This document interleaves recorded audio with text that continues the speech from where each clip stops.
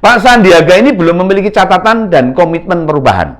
Nah, seperti rumusan yang disepakati koalisi perubahan. Ya, bisa jadi komitmen perubahan sulit diperoleh loh. Sebab sebagai bagian dari pemerintah sulit melepaskan diri memikirkan perubahan untuk rakyat. Kondisi itulah yang membuat Demokrat menolak Pak Sandiaga menjadi bakal cawapresnya Pak Anies.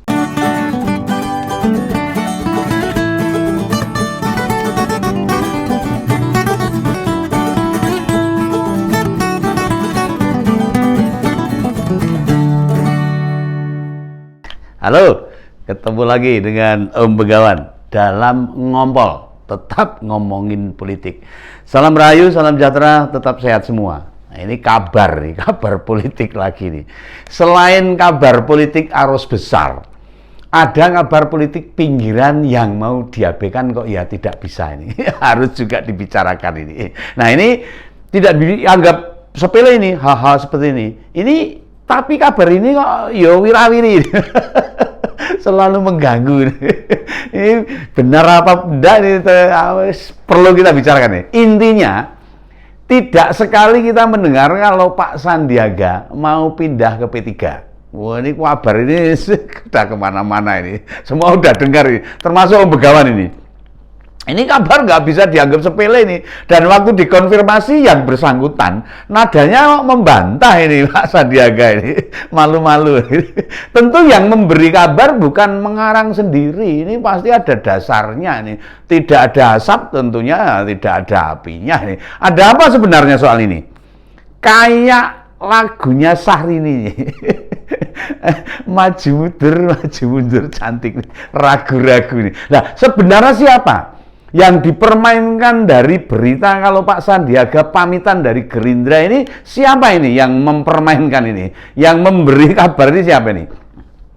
Lalu loncat ke partai bergambar Ka'bah itu. Nah, ini siapa ini? Uniknya lagi yang kasih woro-woro atau yang melempar itu isu itu malah orang-orang Gerindra sendiri. Nah, ini ya lucu ini. Ya, orang Gerindra ini Pak Kamru Samad. Oh, itu orang Gerindra, politisi Gerindra yang menyampaikan hal ini, menyampaikan kabar ini, kabar yang membuat semua terkaget-kaget ini. Masa sih Pak Sandiaga meninggalkan Gerindra pindah ke P3 ini ya? Mari kita buktikan, kita bahas saja ini. Apakah Pak Sandi Anda ini positif ke P3 atau tidak nih? Nah, ini lumayan aneh nih, kabarnya lumayan mengejutkan. Orang yang matang, besar, tumbuh di partai yang lumayan kuat, pimpinannya Pak Prabowo ini malah pindah parpol yang kursinya lebih sedikit. Jabatan Pak Sandi juga tidak main-main loh, wakil ketua Dewan Pembina di Partai Gerindra ini. Oh, masa sih mau pindah ini? Padahal Pak Sandiaga masuk ke politik itu baru tahun 2014 saat ditawari Pak Prabowo jadi salah satu juru bicara pasangan capres Prabowo Hatta Rajasa waktu itu. Nah, kalau dihitung-hitung belum ada, 10 tahun belum ada. Ketika kita simak omongannya, saya susah menangkap beliau itu. Itu sebagai politisi itu susah ini. Gimana gitu loh. Kelihatannya kok enggak pas. Dia kan seorang pengusaha, seorang intelektual. Kalau di politik itu kan sebagai politisi aneh gitu loh. Nah, bicaranya Pak Sandi itu loh yang sepertinya kalau menurut Om Begawan itu aneh gitu. Termasuk sekarang jadi menteri.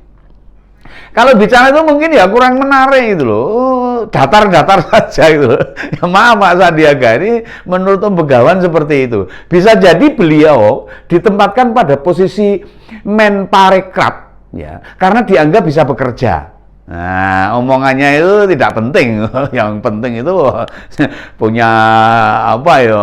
Punya tujuan-tujuan, punya program-program yang bagus untuk meningkatkan pariwisata Indonesia. Lah, kata Pak Kamru Samad, Pak Sandiaga juga sudah menyampaikan ke keluarga kalau akan pindah ke partai. Katanya begitu. Kepindahan itu demi pertimbangan, dukungan, harapan serta melihat karier di masa depan. Nah, dengan pindah ke P3 bisa jadi banyak peluang di sana. Rencana pindah itu juga dikonfirmasi positif oleh Pak Usman M. Tokan. Itu tokoh P3 itu. Sehingga masih dicari waktu yang tepat untuk acara seremonial menyambut Pak Sandiaga pindah ke P3 itu baru cari waktunya itu. Nah, penting juga ditimbang ini. Apakah Pak Sandiaga pindah ke partai agar tidak ada beban maju sebagai bakal cawapres tahun 2024 nanti? Nah, kalau benar, lah kok ke P3 pindahnya? Bukankah nama Pak Sandi itu disodorkan untuk jadi bakal cawapresnya Pak Anies dari koalisi perubahan itu? Kalau mau mendampingi Pak Anies harusnya pindahnya ke Demokrat bukan ke P3. PKS atau ke Nasdem itu lebih gampang tuh. Bukan ke P3. Kan sudah beda koalisi tuh. Sebab P3 berada di KIB atau Koalisi Indonesia Baru yang bakal turut nimbrung di koalisi besar. Jadi 5 partai loh, di mana Gerindra juga ada di sana. Jadinya juga bakal sama saja. Ini misteri yang belum bisa dijawab hingga sekarang ini. Ini menurut Om Begawan lagi ya, menurut panjenengan monggo. Lah, Pak Prabowo sebagai Ketua Dewan Pembina Partai Gerindra sudah merelakan jika memang berniat hengkang. Pak Sandiaga itu kalau mau pindah ya monggo dipersilahkan. Dirinya tidak akan gundeli, orang gundeli. Apakah faktor jasa Pak Prabowo pada Pak Sandi yang membuat dirinya berat melepas Gerindra? Nah, sebab jasa Pak Prabowo bukan hanya menawari Pak Sandiaga jadi jubir pada Pilpres 2014 yang lalu loh, namun juga berhasil memenangkan Pak Sandi di wakil gubernur saat Pilgub DKI 2017. Nah, itu yang mengajak duet dengan Pak Anies waktu itu, ya toh.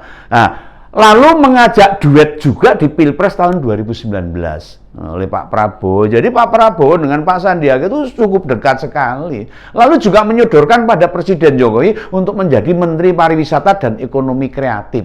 Kurang apa nih Pak Prabowo ini terhadap Pak Sandiaga ini? Artinya Pak Menham menempatkan Pak Sandiaga itu sebagai orang yang spesial secara pribadi hingga keparteannya. Nah, jadi Pak Sandiaga itu di Gerindra itu benar-benar menjadi orang yang sangat penting bagi Pak Prabowo, spesial itu bagi Pak Prabowo. Masa mau pindah ke P3 gitu. Nah, beberapa waktu terakhir hampir setiap kegiatan P3 Pak Sandiaga selalu terlihat. Ya, memang waktu dikonfirmasi katanya ya datang sebagai menteri, tapi ya kan tidak semua kegiatan P3 berhubungan semua dengan ruang lingkup menteri pariwisata, ekonomi dan kreatif, kan enggak gitu lah. Isu-isu itu kalau dikonfirmasi ke Pak Sandi terkesan mentah lagi. Oh, jadi mau simpang siur wirawiri ora jelas itu loh. Berkali-kali pula Pak Sandi menegaskan sebagai kader loyal di Partai Gerindra. Nah, selalu akan meminta izin terlebih dahulu jika akan keluar dari partai. Ya mesti harus izin ke Pak Prabowo. Wow, Pak Sandi kan orang intelektualnya tinggi, orang anggere dhewe colat-colit gitu.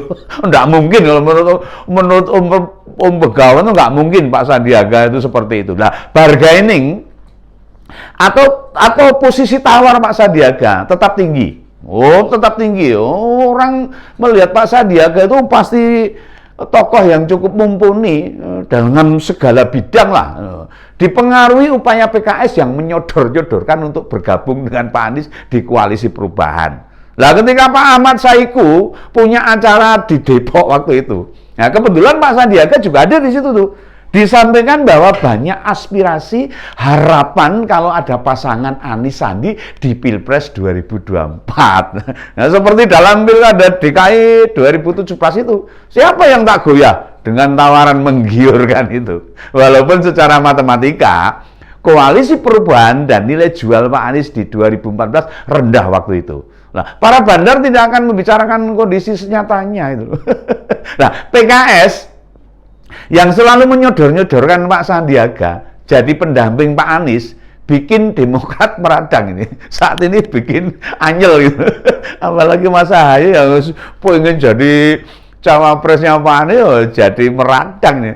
Bikin Demokrat itu anyel. Melalui Ketua Bapilu Demokrat, Pak Sandi dinilai hanya berpura-pura pindah ke P3.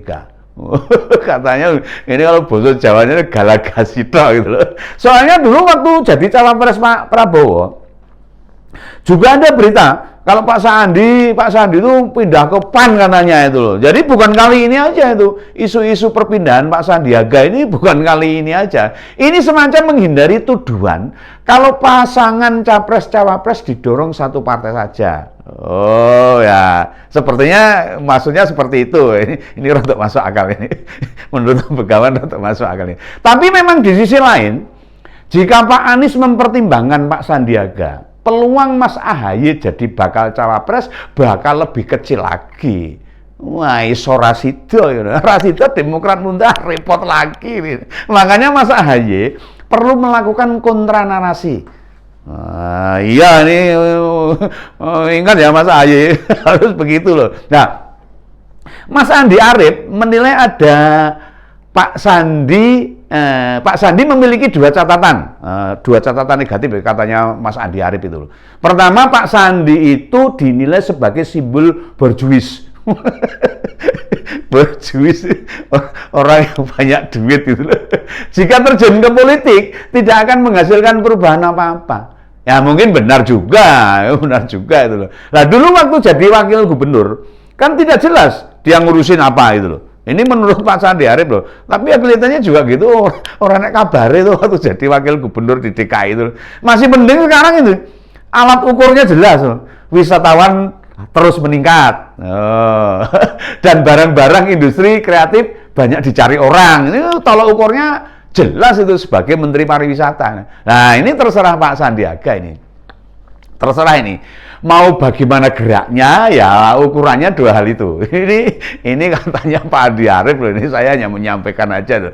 Kalau wisatawan makin banyak, nah produksi industri kreatif tumbuh dengan hidup. Nah, berarti kerjanya benar. Namun kalau tidak hidup ya pasti ada yang keliru dalam bekerjanya Menteri Pariwisata ini. Nah, Mas Andi juga menilai Pak Sandiaga ini belum memiliki catatan dan komitmen perubahan. Nah, seperti rumusan yang disepakati koalisi perubahan. Ya, bisa jadi komitmen perubahan sulit diperoleh loh. Sebab sebagai bagian dari pemerintah sulit melepaskan diri memikirkan perubahan untuk rakyat.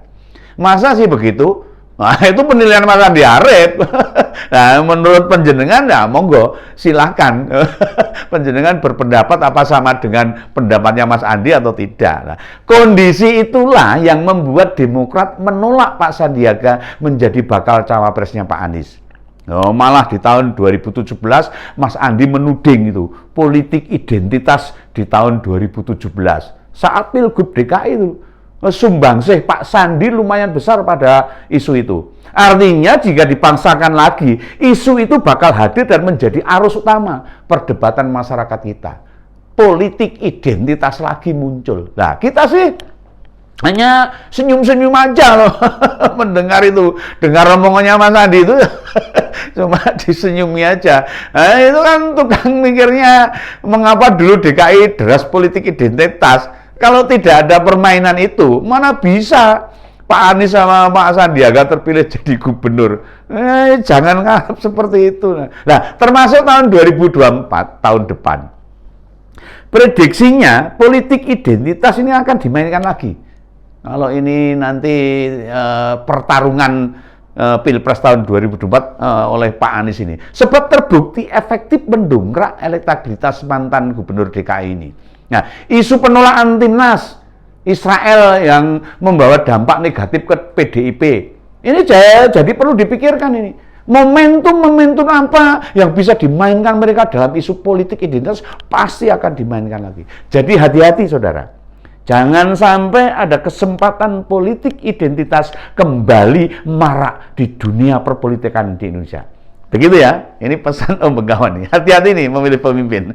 Salam jumpa lagi, sampai ketemu dalam ngobrol-ngobrol berikutnya. Salam Begawan.